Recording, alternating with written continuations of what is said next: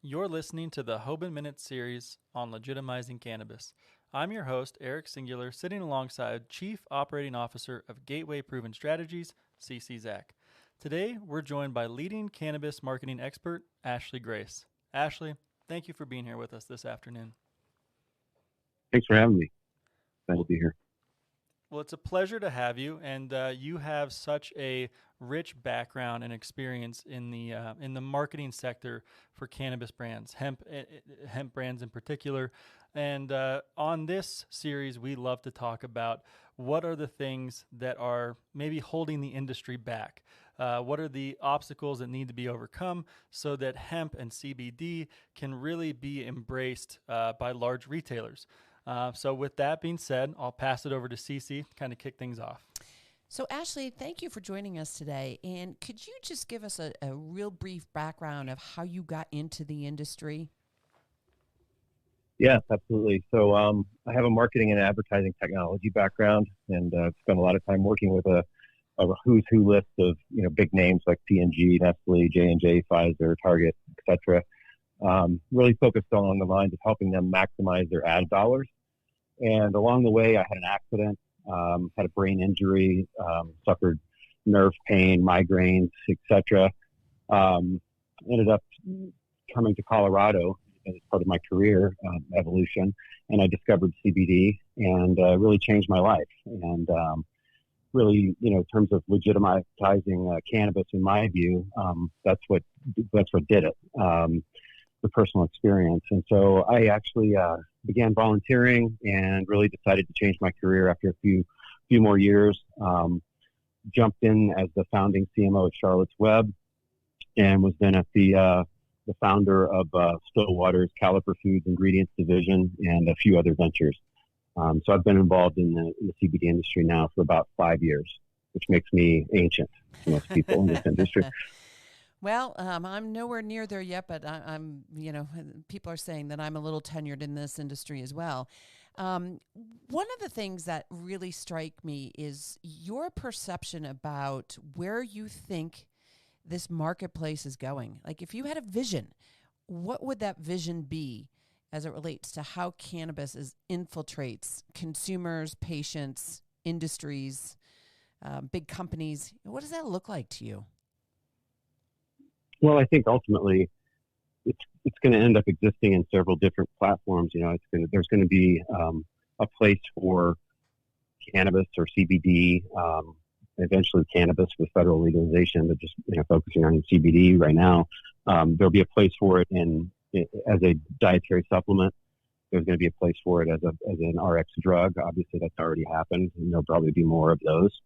And then there's new botanical drugs. I think I just heard this morning about something that happened in recent days about a brand that's pursuing a botanical drug option. So I think ultimately that's what's going to happen to the industry. I think the evolution with federal legalization of cannabis and THC products will definitely only help that, because it'll help remove some of the other barriers and silliness that exist when it comes to marketing CBD.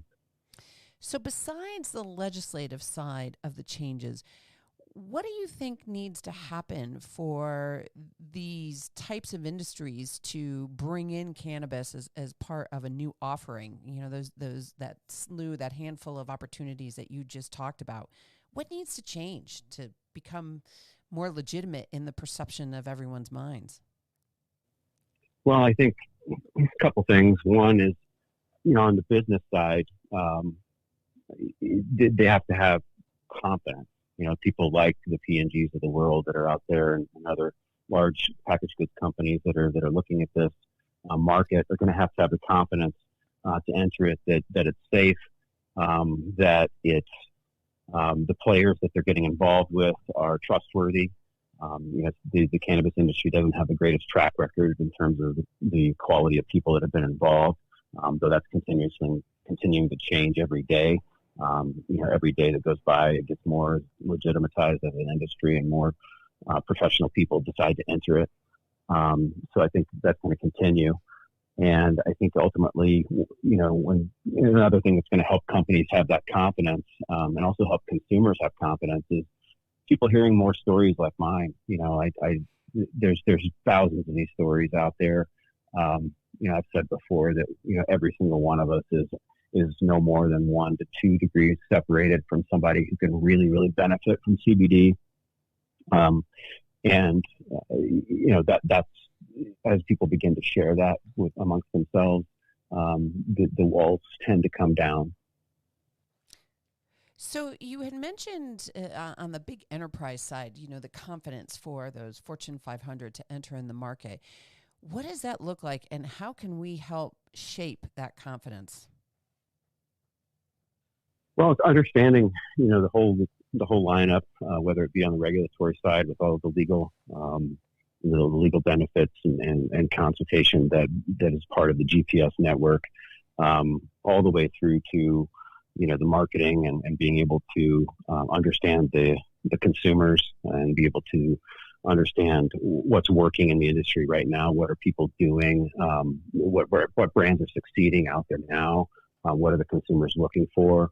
What are the perceptions of those brands? All of that, and all the way through to sourcing. If you're looking at a build or buy strategy, who do you work with in the industry that you can rely upon? What are the types of things we should be looking for in a trusted partner? So I think from a confidence standpoint, it's when it comes to GPS, we're talking about people within GPS are at the same level and have worked with the people that are in these big companies, and so we understand what they're looking for and how they go about through the buying process and evaluating an industry. And so I think ultimately it's the confidence that we can bring is across the entire platform of the business by working with people that have been sort of in their shoes before.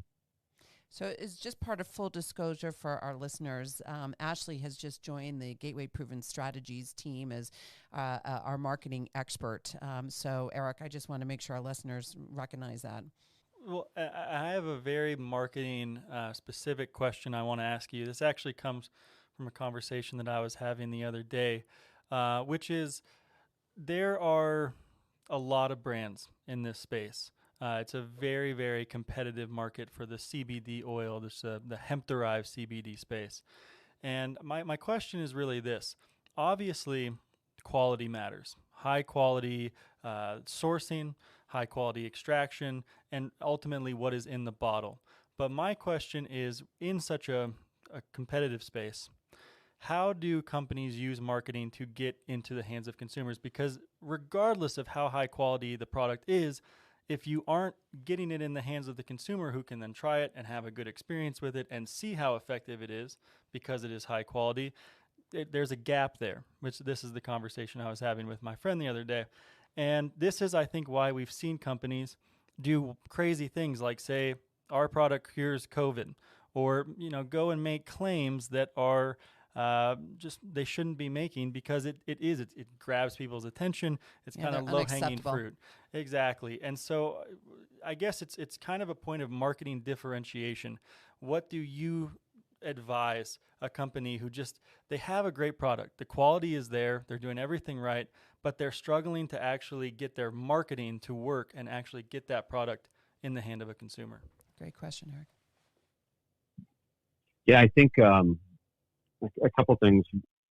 When it comes down to marketing in the cannabis industry, it's basically you're like that scene from Monty Python when it's Bring Out the Dead and the guy's on the ground and has no legs and arms and he's like, I'm not dead yet, right? And I think I'm giving that the right analogy. You don't have any tools, right? So it's a situation where you have to be very creative at what you're trying to do. That means generally a commitment to content in some form, and that can be very broad. Content is very broad, depends on what your brand stands for and who your target audience is, in terms of what type of content you want to produce. But then after that, it's about fostering loyalty and advocacy among the users that you do get, and trying to develop. Back in the day when I used to work on brand equity tracking. For some of these large advertisers, one of the pinnacles was getting consumers to advocate for your brand and talking to others about you. That's never been more true than it is in the cannabis space. And so you have to spend a lot of time. You have to have a lot of patience.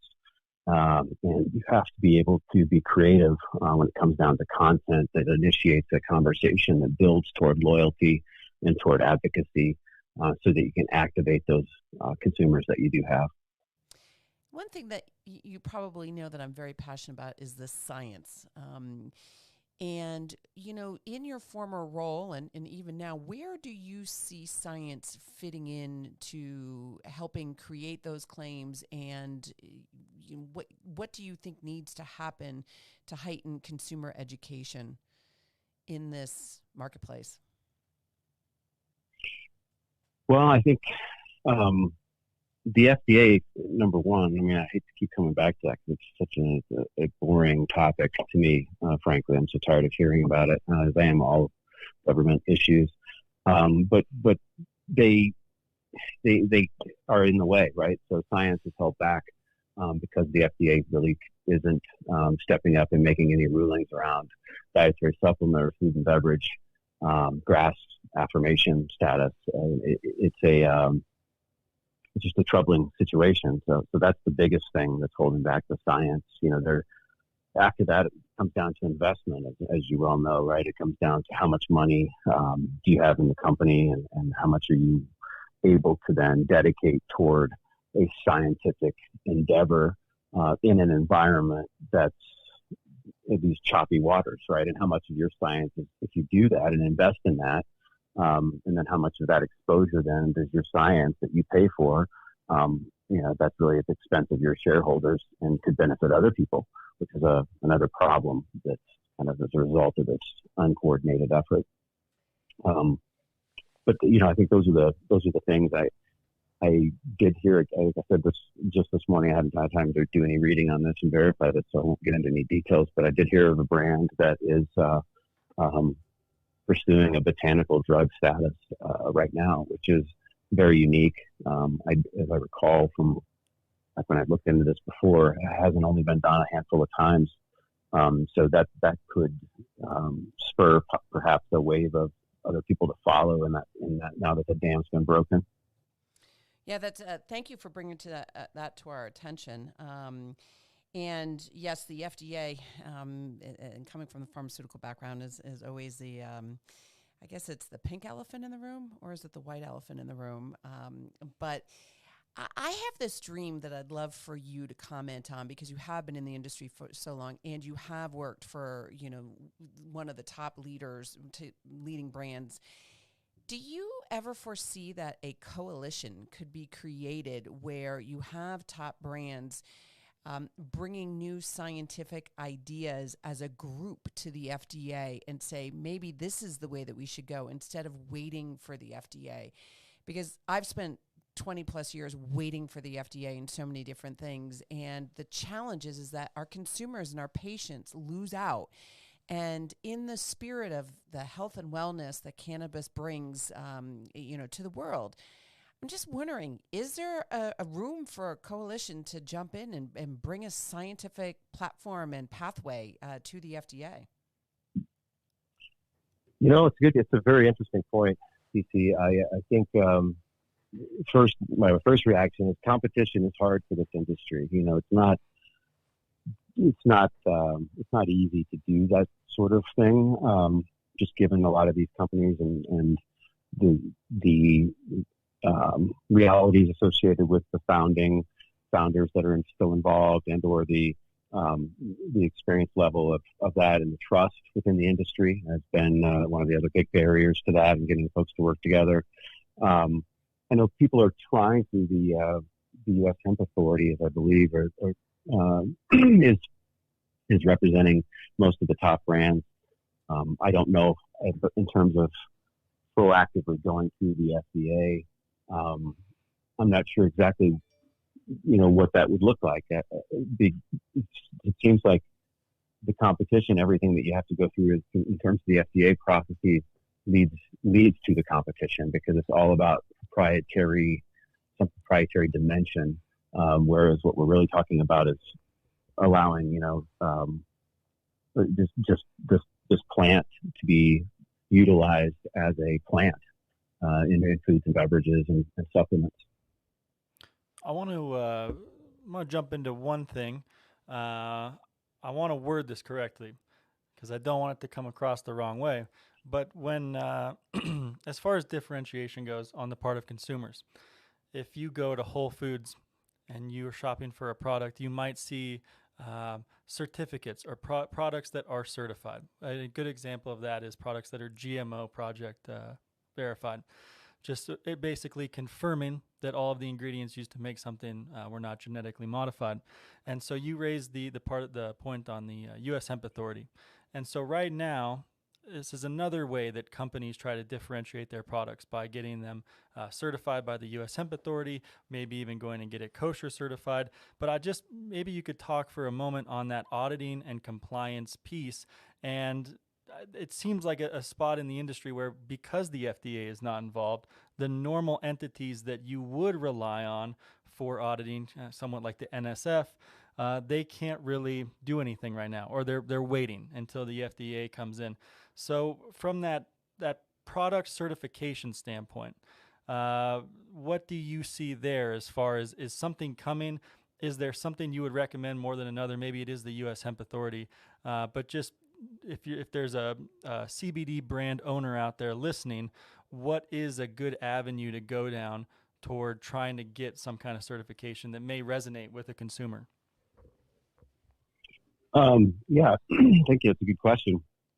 I think the U.S. Hemp Authority is doing the best they can. So I'm very much pro U.S. Hemp Authority and what they're trying to accomplish, and I think that's an obvious one that people should consider right away.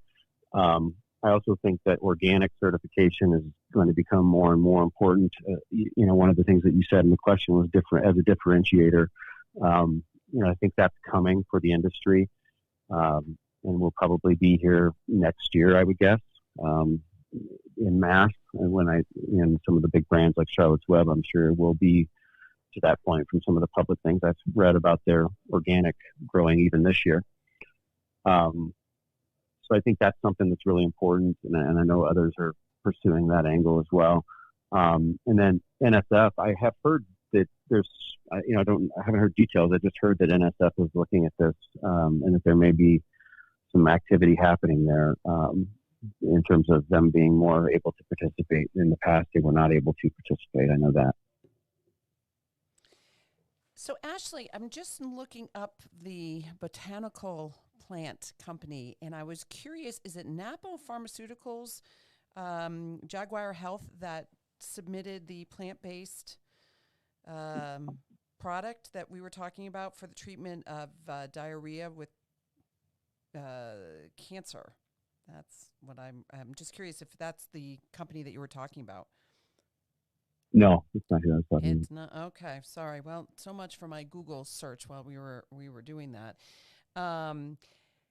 I just love the opportunity that you have articulated as it relates to the certification and how to differentiate yourself. Are there any other avenues of differentiation that you think would bring a legitimacy to brands or to the marketplace in general that we haven't discussed? It all comes down, there's the obvious ones of feature-based differentiation, which is, a full spectrum versus isolates, or full spectrum versus broad spectrum, or broad spectrum versus isolates, or, all those types of variances that are feature-based. There's the feature-based around enhancements and other things that you're adding, like other omegas or terpenes or other, even now, cannabinoids, right? So there's feature-based differentiation around that. I think in my experience in marketing in general, obviously if that's what you have, those are the cards you play.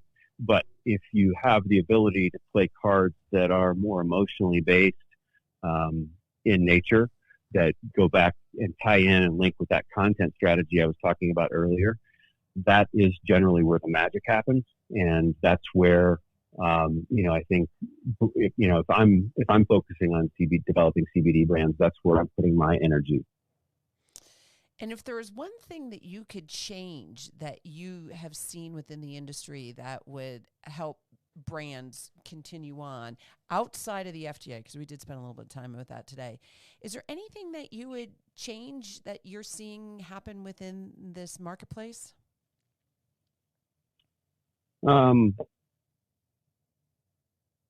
Interesting. Well, I wish that people,